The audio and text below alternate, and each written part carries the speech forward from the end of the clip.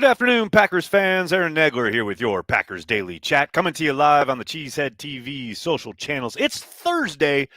Aaron Rodgers is back on the practice field after missing Wednesday's proceedings. He is back out there throwing it around the yard, much like he probably will on Sunday. Hope you're all doing well. One more day until the weekend. Good to see people already mixing it up in the comments section. Programming note, do not miss the return of Packer Transplants live tonight, 7 p.m. Eastern, 6 o'clock Lambeau time. Corey Banke and I throwing it down right here on the Cheesehead TV YouTube channel. Hope to see you there. In the meantime, hello.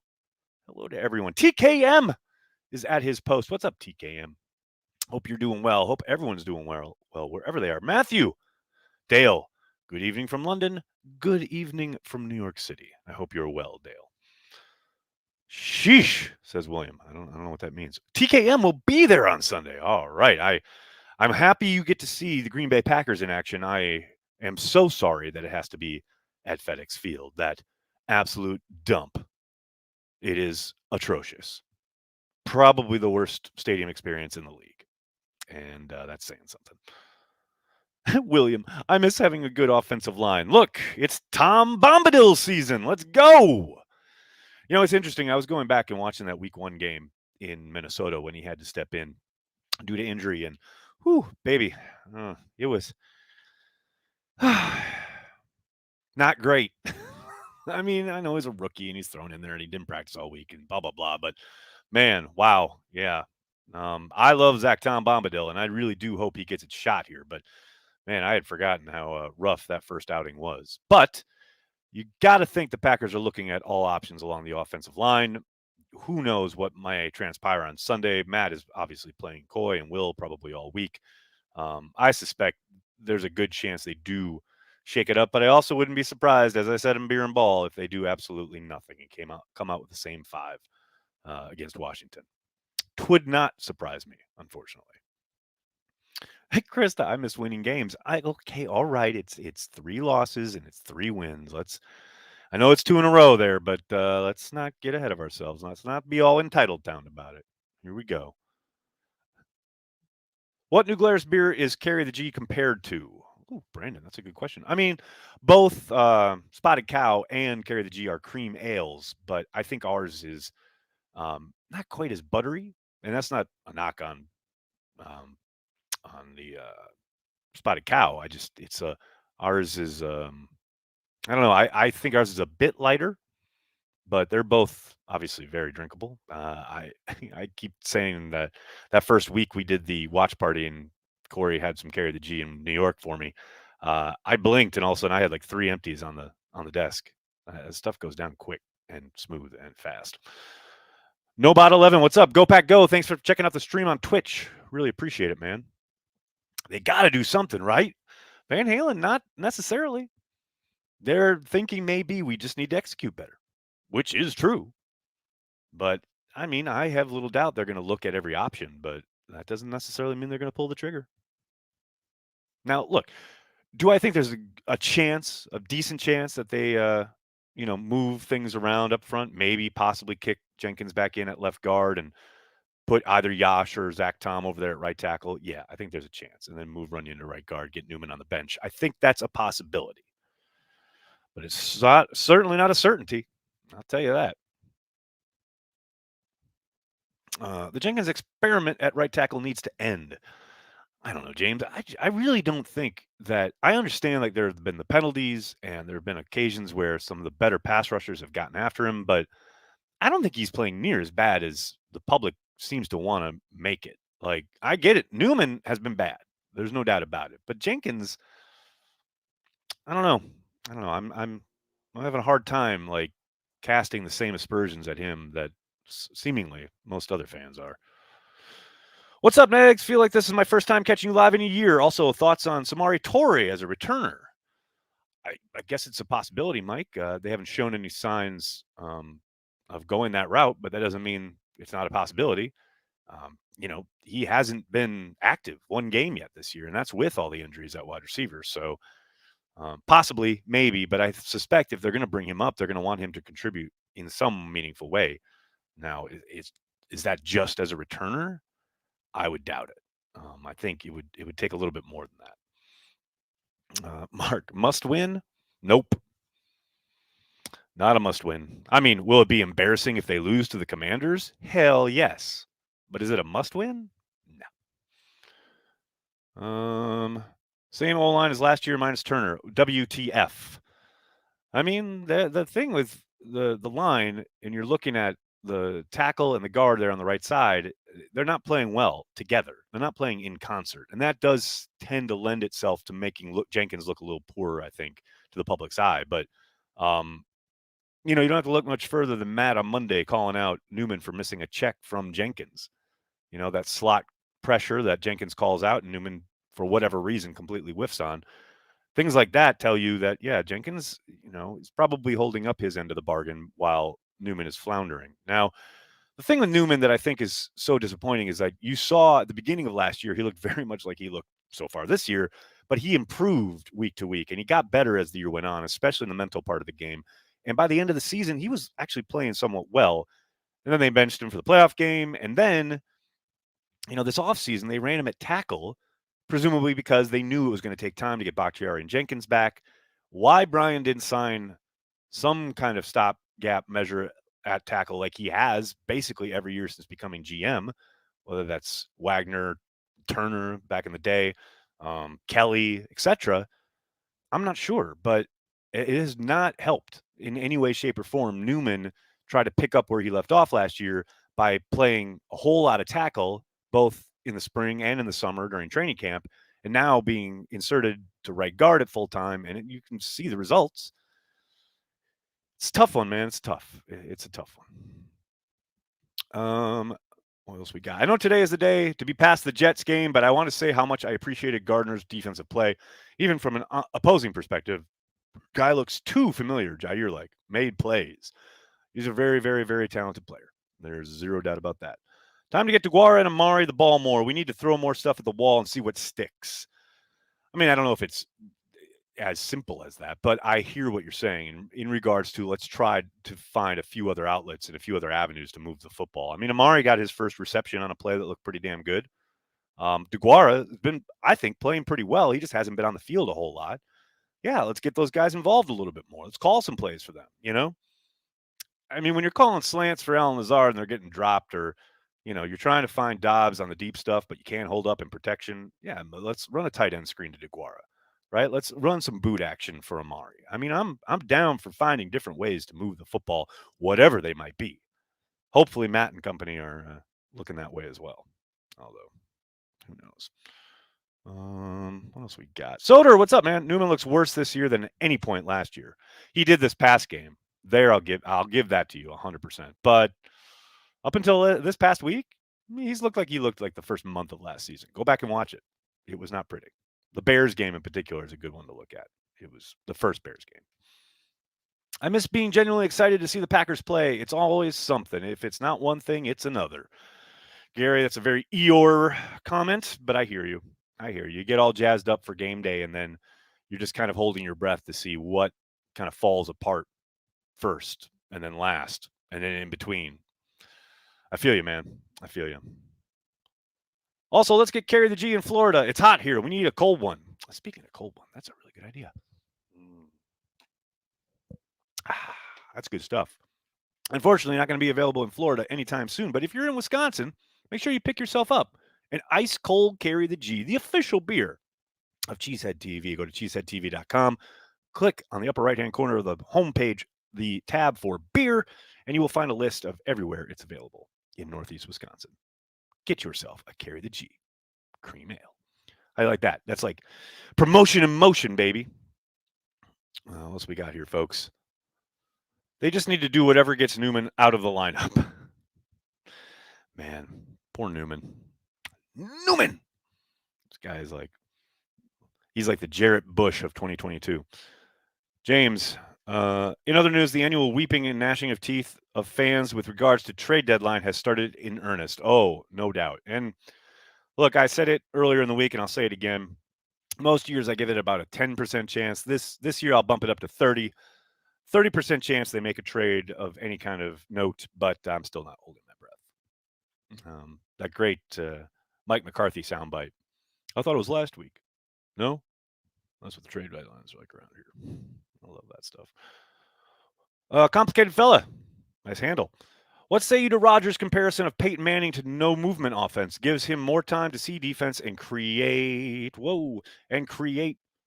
rhythm, he says. Worth a try? Worth a try. They've been doing that.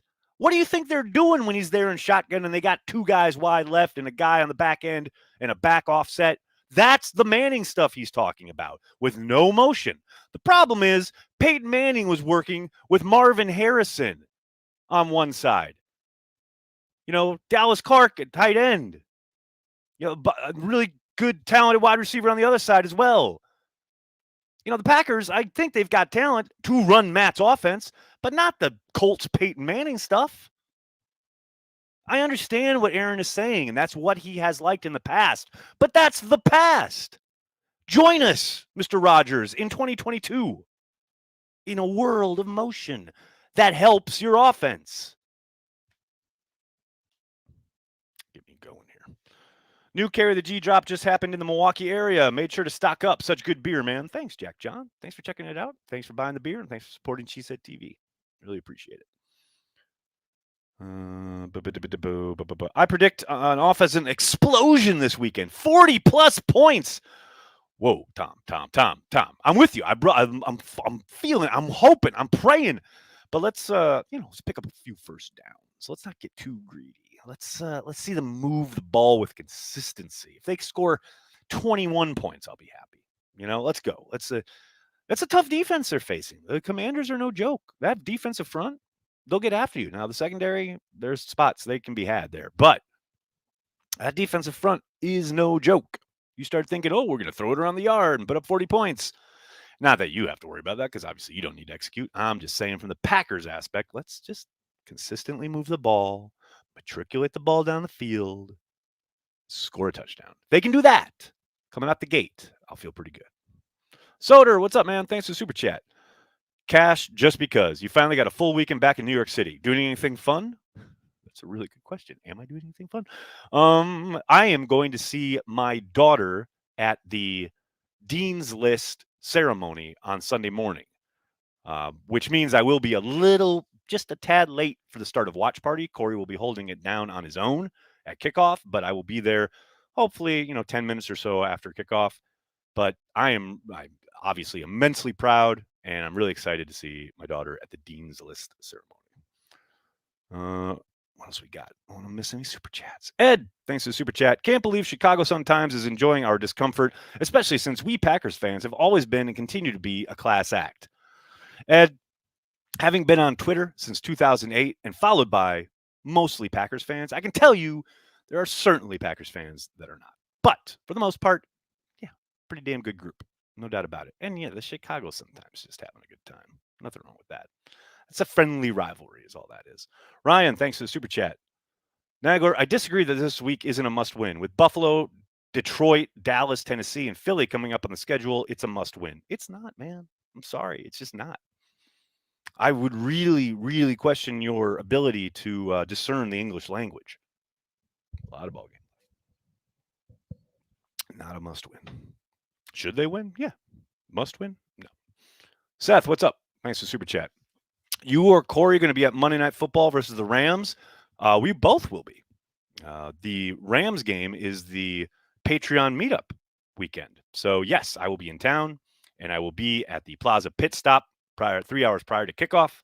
I think Corey may even join me that night. But, yes, we'll be in town. It's going to be a lot of fun. Commanders are a joke. They can play defensive football well, but the Commanders in general are a joke. I agree with that entire assessment. Well done. Wait, what is this? Can you send me some Carry the G to Aaron and team ahead of the game? Can you send some Carry the G to Aaron and team ahead of the game? That could bring the fun back they are looking for, just saying. I don't know what the rules are in regards to sending alcohol to 1265 Lombardi, but that's a good idea. I'll look into it. Hey, Nags, do you think the defense is caught up to the McVay-Shanahan offenses? Seems like offenses from those trees have struggled this year. Michael, I think there's a bit of that. It's all cyclical. We've heard Aaron Rodgers talk about the nature of the too high kind of predominance around the league. And I tend to think McVay, LaFleur with Rodgers, Shanahan, those guys get, a little greedy and they get a little impatient and they try to push the ball down the field. We've seen it in all three spots instead of sticking with the run and playing smash mouth football. The one guy who really has done that in the past is Shanahan, right? But McVay and LaFleur definitely fall into that trap. And I think to some lesser extent recently, I think Shanahan has as well. But, like I said, it's cyclical. And that's why those teams, I suspect, will kind of evolve and develop as the year goes along. And I think we'll see their fortunes change, including with the Packers. But yeah, I do think there's a little bit something to that. No question about it. Ivan, maybe we just suck. Maybe, man. Maybe. But I can't look at the team on paper and think they suck. I just can't. Now, the results have sucked. The execution has sucked. But yeah, no, there's talent on this team. A lot of it. Way more than they've shown. And they should be a lot better than what they've shown. Of that, there's no doubt. I'm not worried until 12 says the G word, galvanize. Yeah, the last thing we need is a galvanizing moment. Maybe we run the wing T to mess up with the teams at defense or Shanahan offense. Possible. Nathan, can we start on time and score on the opening drive and maybe play a 60-minute game? By the way, the Bears still suck. Again, let's not ask for the moon. I don't need a complete game. I just need to see some consistency. I just need to see moving the football, getting off the field on defense, not getting it up on special teams. Like, if you can do that, get a well-rounded game. Again, you're going to make mistakes. Things are going to happen, etc. I don't need domination. I want to see some competence at all three levels. Should dig out the Holmgren screen pass. Travis, the problem is they tried to run 2 screens early in that game against the Jets, and they couldn't do it. Whether it was letting pressure happen too quickly or whether it's guards missing blocks out in space, throw behind the running back, there was all sorts of timing issues. Those Holmgren teams, they practice those screens like crazy, like fury. The Mike Sherman teams practice those screens like crazy. LaFleur's teams practice the run solutions, the wide receiver screens, the traditional halfback screen, not so much. So they're not as good at it. I think it was Orlovsky on ESPN, either this morning or last night was talking about, one of the best screen teams in the league. And people keep saying that. They run a high volume of screens, and it's the types of screens that they're running, i.e. wide receiver or running back outlet screens, not traditional halfback screens. I would love to see a few more of those. I love that play. But it has not been a staple of their playbook, no doubt. Vex, what's up? Thanks for the super chat. MLF used to be fiery. Do the Pack need to scout for attitude more? Matt LaFleur used to be fiery?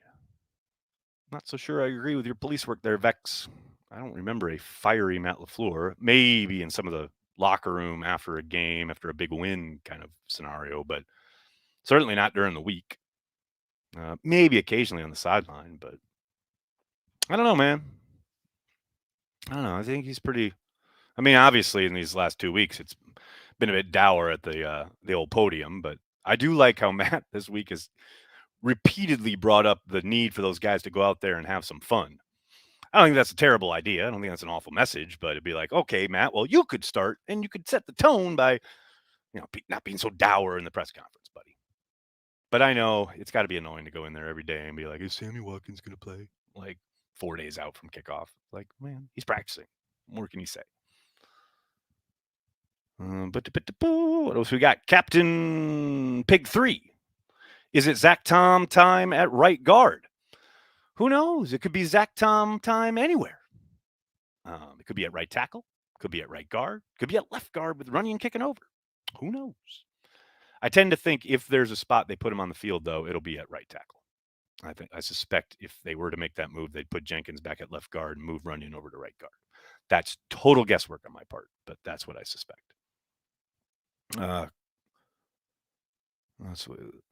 This team is no 96 team. Well, Aaron, no team is. 96 team had number 1 offense and the number 1 defense. Although I will say the Bills are getting pretty damn close at the moment. But Yeah, no, I mean, of course they're not the 96 team. That was a very different era in the NFL as well. So, yes. Hey, but I'll settle for them being the 2010 team. You know, wild card goes all the way. Let's do it, baby.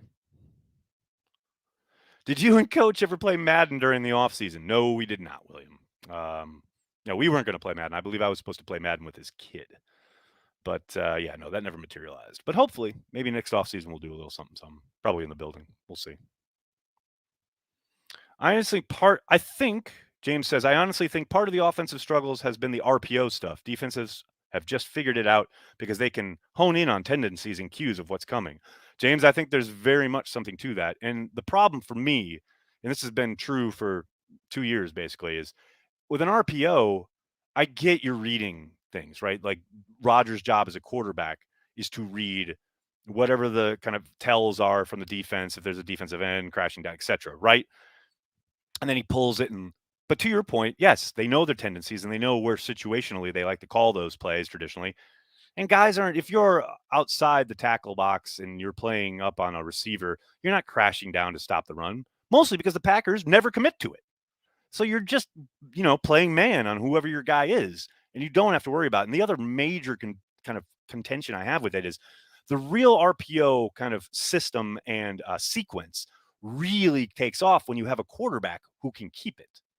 Whether you're just talking about the Bills, Josh Allen, or you've seen Lamar Jackson in Baltimore. If you've got a true running threat at quarterback, then you're cooking with gas with an RPO. With the Packers, I mean, I know Rodgers picked up that one first down where he got a whole yard. Well done, Aaron. But he's no threat these days with his legs. Not a true threat. He can still get outside the pocket, yes, and he can still be somewhat mobile, but he's not a running threat out of the RPO action. And that's one less thing you have to worry about as a defender. So when you're constantly running RPOs, to your point, yeah, if I know situationally when you like to call them, I got a pretty good idea what's coming. And I don't have to worry about the quarterback keeping the football.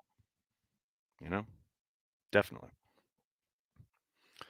Would be hilarious if you beat Matt LaFleur in Madden without passing the ball once. Dude would have an existential crisis. Matt's too busy to play Madden. He won't be playing Madden with me anytime soon. Does GM Rodgers make a move before the trade deadline this season? Matt, I'm going to say no.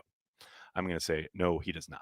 All right, everybody, I'm going to have to get going. I can't thank you enough for hanging out, talking Packers each and every day, Monday through Friday, right here on the Cheesehead TV social channels. Like I said, please join us tonight, 7 p.m. Eastern, 6 p.m. Lambeau time for Packer Transplants Live. Corey and I got a lot to talk about. We haven't joined you since our trip to London and then the embarrassing losses to both New York teams. So needless to say, I think Corey Banky's got some stuff on his mind that he'll want to talk about. We'll talk about the game. We'll talk about the blogosphere.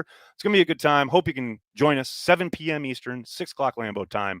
In the meantime, please hit like on this video, subscribe to the channel, and tell your friends, tell your family. Cheesehead TV, we are devoted to Green Bay Packers fans worldwide. Thanks a lot, everybody. Have a great night. Go Pack Go.